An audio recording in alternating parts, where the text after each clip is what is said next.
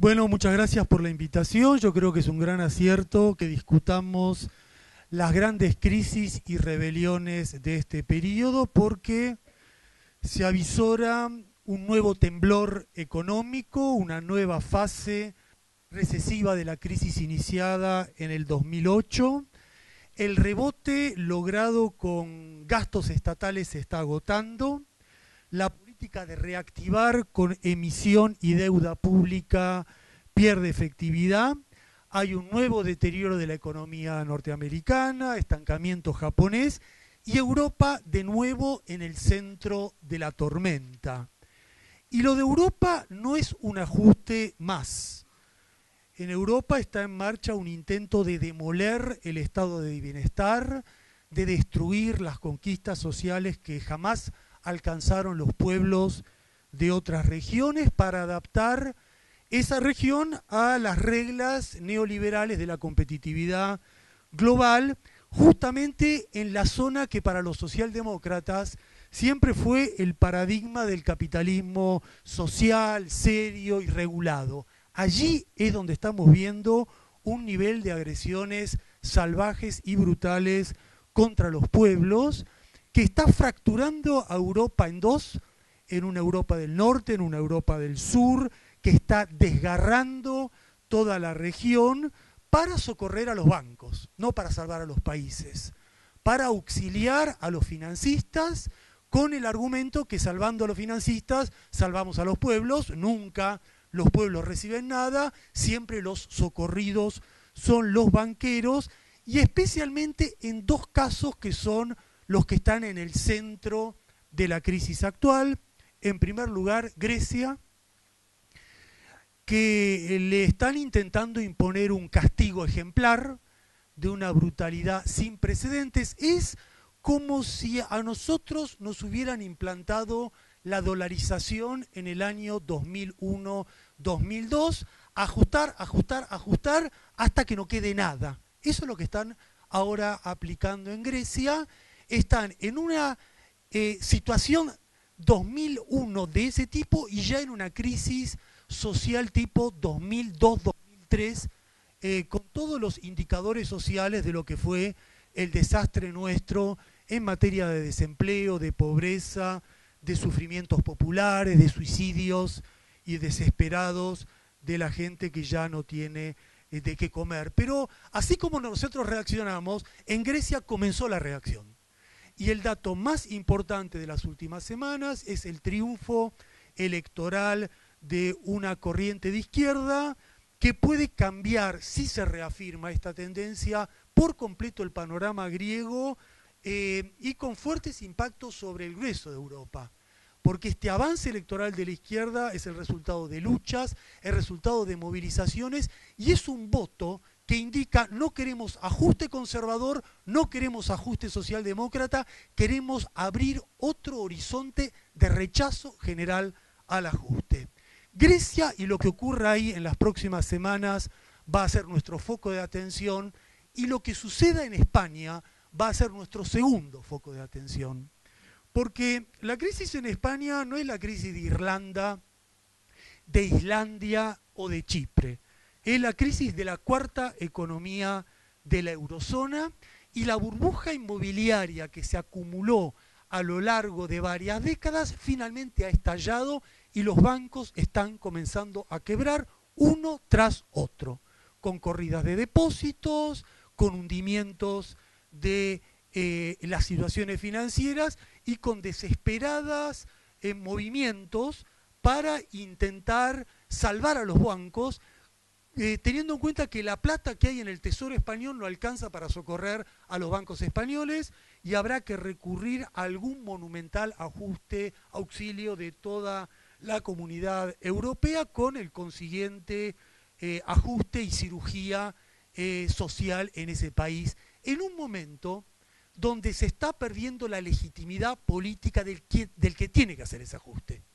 En un momento donde han irrumpido manifestaciones con 100.000 indignados que ocupan las plazas, que rechazan esos recortes, y en un momento de cambio del escenario general de Europa a partir de la derrota electoral de Sarkozy, porque hay votos castigos en todas partes, porque pierde el oficialismo en todas partes y por lo tanto se erosiona el poder político de los capitalistas que tienen que imponer los pactos sociales para hacer el ajuste.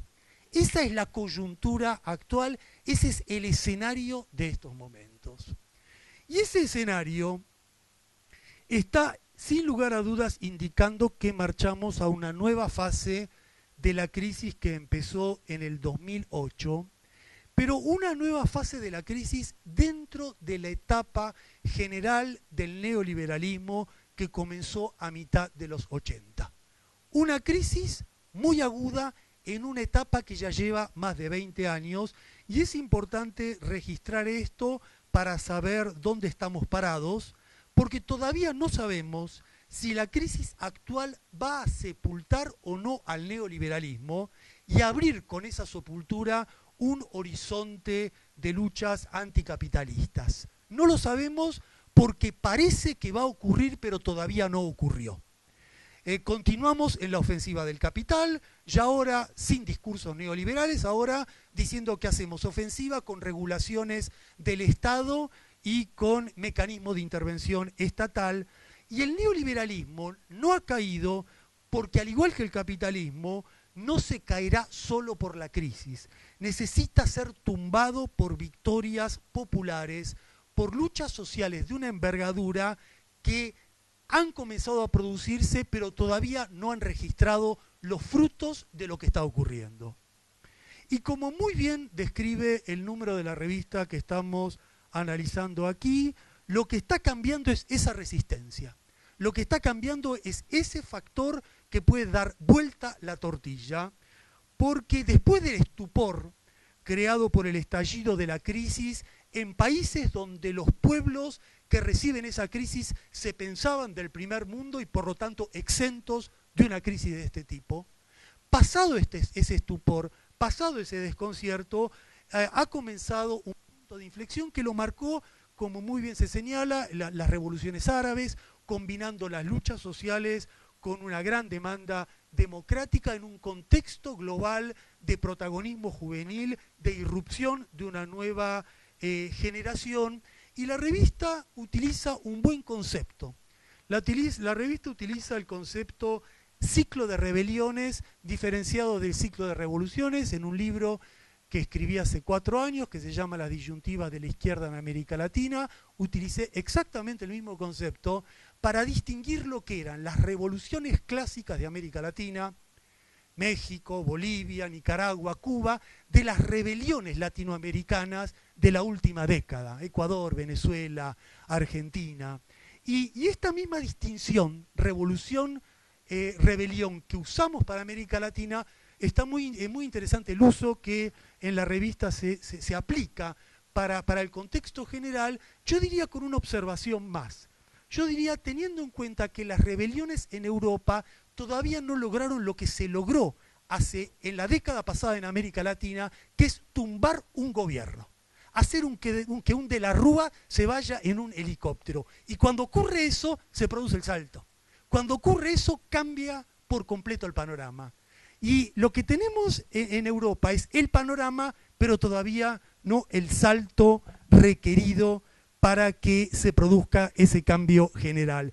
En un contexto de luchas y resistencias muy desiguales, diría, muy desiguales porque se profundizan en Europa, recién despuntan en Estados Unidos, se mantienen indefinidas en China e incluso en el mundo árabe diría que se están estancando, en un contexto donde con la urbanización emerge un nuevo proletariado, pero también emerge un tipo de precarización que diluye el viejo papel central que tenía la clase obrera en este tipo de rebeliones y luchas.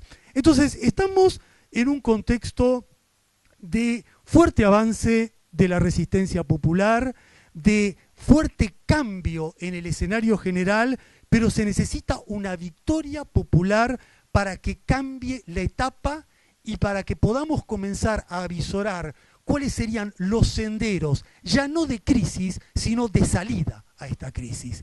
Eso está como una nebulosa, diseñándose, pero todavía sin definir la forma que va a adoptar.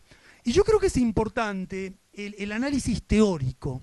Es importante comprender que lo que está en debate es si concluye o no concluye toda una etapa de 20, 30 años del capitalismo, que es la etapa neoliberal, que ha sido una etapa muy distinta, obviamente, al boom de posguerra, pero también una etapa muy distinta a la clásica etapa leninista de principios del siglo XX. Es importante esto porque no tenemos una etapa de guerras interimperialistas como nosotros observamos a principios del siglo XX, y aquí aprovecho para despejar un malentendido con algunos compañeros que quizás no han entendido lo que yo postulo.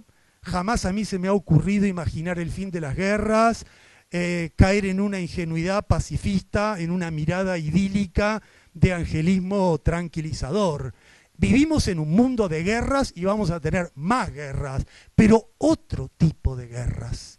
Lo que yo sostengo es que no se avisora, a diferencia de 1914, una guerra entre Estados Unidos y Alemania, una guerra entre Japón e Italia, una guerra entre Francia e Inglaterra. Y más bien, no solo yo no lo imagino, dudo mucho que alguno de los que estén presentes aquí tenga una tesis distinta a este tipo de diagnóstico, que implica que no estamos en presencia de las guerras interimperialistas clásicas del período del imperialismo clásico. Tenemos otras guerras más dramáticas, más sangrientas, en Medio Oriente, en África, incluso con ciertas modalidades en América Latina, e incluso hipótesis de conflicto imperial con Rusia y con China, pero son otro tipo de guerras, y el arte de los marxistas es comprender las singularidades de la etapa, las diferencias con periodos anteriores, para poder definir una estrategia y una caracterización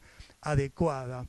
Y esta caracterización adecuada del periodo exige comprender a fondo que el capitalismo ha cambiado significativamente. El capitalismo en crisis en el periodo actual no es el de 1950 ni tampoco el del año 1970.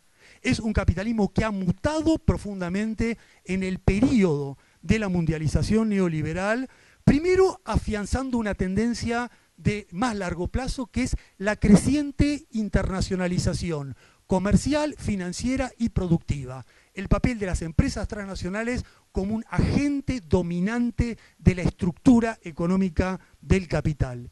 En segundo lugar, la aparición de lo que yo denomino una gestión colectiva imperial, que no significa que se han puesto de acuerdo todos, significa que se han puesto de acuerdo en gestionar la agenda central del imperio contra los países periféricos. Aquí, como comentaba recién Pablo, ¿no? Lo característico de esta época no es que Francia hace una ocupación de Costa de Marfil, o que Inglaterra se hace una aventura en las Islas Malvinas. Esos son datos marginales del escenario político-militar. El dato central es cómo la OTAN actúa de conjunto, como OTAN, cuando hay un grave conflicto en Medio Oriente, cuando hay que diseñar una política nuclear de tensión con Irán, cuando hay que definir una estrategia frente a Rusia, cuando hay que actuar frente a Corea del Norte. Eso no era así en la época de Lenin, y eso ha cambiado sustancialmente en el periodo actual. Y el otro dato que ha cambiado, y que aprovecho esta oportunidad para disipar otro tipo de, diría, lecturas poco sensatas, quizás, de lo que yo estoy diciendo. Otro rasgo clave es el papel de Estados Unidos. Es clave. La discusión si cuánto declina o cuánto no declina Estados Unidos puede ser una discusión completamente bizantina. Pero lo que no es una discusión bizantina es si Estados Unidos es el sheriff global del capitalismo. Si Estados Unidos es la potencia irreemplazable para custodiar los intereses de todas las clases dominantes del mundo. Esa sí es una discusión central. Ahí sí. Digamos, en el debate de cuánto ha declinado relativamente, cuánto pesa, cuánto retrocede la industria interior frente a la expansión del capital externo, bueno, son debates y debates. Lo que no es un debate menor es si hay un reemplazo imperial para Estados Unidos, para la potencia que maneja la mitad del gasto bélico mundial, que tiene 100 bases militares y que no hay ninguna otra potencia imperial que lo pueda sustituir en el mantenimiento del orden imperial global que garantiza la reproducción del capital. Y este es un dato nuevo, tampoco existía en la época de Lenin. Entonces, tenemos que afinar nuestra caracterización de la época para comprender bien el periodo, para captar bien en dónde estamos parados. Y yo creo que la revista contribuye mucho a eso. Este número de Socialismo Oral contribuye mucho, primero, como dijo muy bien Pablo, por el análisis prudente, yo diría el análisis razonado, ¿no? Prudente podría ser como conservador, no, yo digo que es sensato, lógico, balanceado, considerando todos los elementos para intentar arribar a lo más complejo, una síntesis, una conclusión. Para eso primero hay que tener todos los elementos en juego y ponderarlos. Yo creo que la revista avanza mucho en armar ese panorama. No llega a una síntesis porque ninguno de nosotros ha llegado a una síntesis. No logra el resumen, porque hasta ahora yo no conozco a ningún teórico, ni ninguna corriente, ni ningún pensador que haya logrado ese resumen general de lo que está ocurriendo. Pero todos aportamos, y la revista aporta, yo diría mucho, cuando reconoce que estamos en una época de crisis y de reconfiguración, ¿no? Y es interesante los elementos de crisis, pero también los elementos de reconfiguración, de reorganización capitalista que se cita en la revista. Por ejemplo, el avance fulminante de China, y digo yo, su conversión en una economía central. Probablemente no exista ningún dato de los últimos 30 años que marque un cambio tan significativo en la evolución del sistema como la conversión de un país. Dejemos de lado la caracterización, ¿sí? Burocratizado, socialismo, dejemos eso. Llamen a China como la quieran llamar, eso se está convirtiendo en una potencia central. O marcha a convertirse en una economía de peso dominante en el escenario global. Bueno, ese es un dato. El marxista que no registra ese dato ha decidido vivir en las nubes. Y afortunadamente la revista lo registra, lo caracteriza, intenta analizar como otros temas como la reversión del deterioro de los términos de intercambio, qué magnitud tiene, qué hay de coyuntural, qué hay de largo plazo, como el avance incierto de ciertas economías periféricas, como la existencia de una revolución informática que se puede discutir mucho hasta qué punto es industrial o hasta qué punto no es industrial, hasta en qué medida impacta o no impacta la productividad. Pero lo importante es primero decir si existe o no existe. Y al decir que existe podemos discutir en qué consiste y cuál es su envergadura. Yo creo que este reconocimiento de muchos datos claves del análisis económico y político aportan el gran balance, el gran enfoque al estudio de la etapa actual, al análisis del periodo en curso. Y como recién dijo Roberto, no lo leí en la revista, pero es una buena idea, con la eventual hipótesis que esta es una crisis tipo 1870-1890. Y si esta es una crisis tipo 1870-1890, ese fue el periodo de crisis y reorganización mayúscula del capitalismo. Lo que precedió el pasaje de una etapa libre comercio a la etapa monopólica imperial clásica. Si estamos en una etapa así, tenemos en juego las dos cosas. Tenemos una profunda crisis y tenemos una profunda reorganización. Y yo sugeriría aquí, para terminar, una línea de trabajo teórica. La línea de trabajo teórica es: prestemos más atención al análisis de la etapa y menos atención a definir si es una onda larga ascendente o descendente. Yo creo que son dos conceptos distintos. Uno abre, el otro cierra. Porque lo que tenemos es una etapa gris. Y si vamos a estar todo el tiempo discutiendo si el gris se transformó en blanco o el gris se transformó en negro, probablemente no lleguemos a nada. Porque en el mismo periodo que Europa se desploma, China asciende. Entonces entendamos la etapa y pongamos un poquito de distancia con definir si la flecha general es onda larga para acá o onda larga para allí. Y la pregunta final y con esto sí, termino. La pregunta final es esta. ¿Estamos en una reconfiguración del capitalismo o también en una posible etapa de resurgimiento del socialismo? ¿No? Yo creo que el que deja de lado esta segunda pregunta, se quedó en el análisis puramente académico del problema. A mí me parece que estamos en un periodo donde la juventud irrumpe, pero la juventud no irrumpe con el 68, con el imaginario de una revolución socialista próxima, con el imaginario de hacer 1, 2, 3 Vietnam, con el imaginario de construir una Cuba en toda América Latina, con el imaginario de renovar el socialismo en Checoslovaquia. La juventud no irrumpe así. Ese es el gran dato distinto, pero la velocidad de la crisis puede hacer que las ideas socialistas repenetren en la juventud al ritmo que históricamente se desenvolvió el proyecto socialista en los momentos de crisis general. Y eso es el horizonte al cual que tenemos que estudiar, que tenemos que analizar, que tenemos que discutir, porque armarnos teóricamente, políticamente, para abordar esos cambios en la conciencia popular es la clave, y debates como estos, discusiones como estas, quizás, añadiría yo, lecturas de los textos un poquito más afinadas para tratar de comprender mejor cuál es la tesis central que plantean, son el camino para una reconstrucción del pensamiento en debates, en polémicas, en climas fraternales, discutiendo todos los puntos de vista, pero avanzando conjuntamente en un objetivo: reconstruir el proyecto socialista y trabajar porque la sociedad enfrente no la barbarie, sino el socialismo como el futuro a lograr. Muchas gracias.